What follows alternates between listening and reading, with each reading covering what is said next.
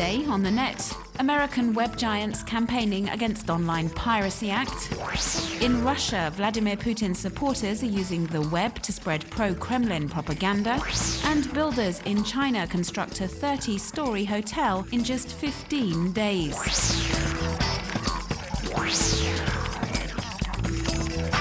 Wikipedia on strike. The collaborative online encyclopedia will black out its English edition for 24 hours this Wednesday in protest against two controversial online piracy acts currently under discussion in the US Congress. So the fifth most visited site in the world is joining the strike action initiated by social sharing hub Reddit, which is to shut down services for 12 hours. They hope the blackout will raise awareness on how, in their opinion, the proposed legislation threatens a free internet. The Stop Online Piracy Act, or SOPA, and the Protect Intellectual Property Act, or PIPA, are designed to block access to sites thought to contain unauthorized copyright material. The music and film industry have given the bills their backing, but the web giants are against the legislation and have said as much in an open letter to US Congress posted last month. Google, Facebook, and also Twitter believe the proposed measures represent a serious threat to the web industry's record of innovation. The White House has expressed a similar sentiment and has officially responded to two petitions posted on its website. And with the PIPA up for a vote on the Senate floor next week,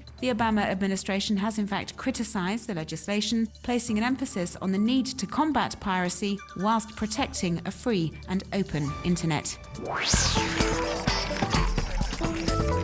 With Russia's presidential election scheduled for the 4th of March, supporters of the heavy favourite, Prime Minister Vladimir Putin, have taken to the web to take on his political adversaries. One of the main targets of these online attacks is Alexei Navalny, an anti-corruption blogger who's become one of the driving forces behind the opposition movement in the country.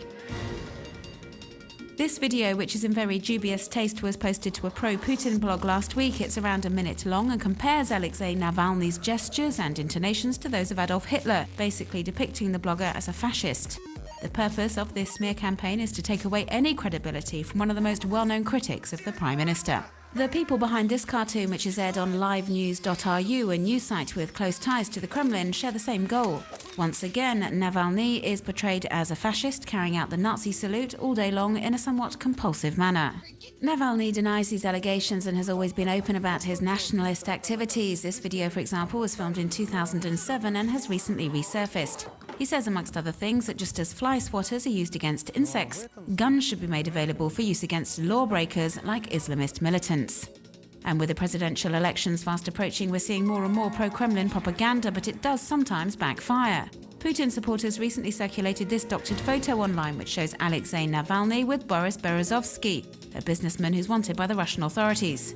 Russian web users wasted no time in exposing the photo as a fake, a result of some pretty poor photo editing, and then went on to have a field day parodying the doctored photo, condemning the failed smear campaign. North Korea's official newspaper, the Rodong Sinmun, now has its own website in English. An article on the new leader Kim Jong-un visiting a building site in Pyongyang, a photo hailing the productivity of one of the capital's coal mines. North Korea intends to use the portal to give its take on local and international news. The communist regime has made great use of social networks in recent years and continues to use the web as a tool to spread propaganda, aimed essentially at foreign web users. Michelle Obama is planning on playing a key role in her husband's campaign for re-election to the White House, and America's First Lady has opened a Twitter account to do so. The idea is to use Mrs. Obama's popularity to win over voters before voting day on the 6th of November.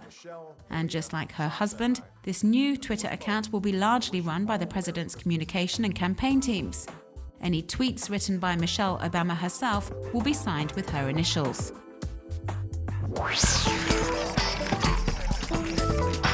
Chinese construction company Broad Group made a name for itself in 2010 when it built a 15-story hotel in just 6 days. And the firm is back making headlines with its latest exploit, erecting a 30-floor building in 15 days. You can see this amazing feat for yourself in this accelerated video, which retraces the main steps in the construction of this hotel, which has a total surface area of 17,000 meters squared.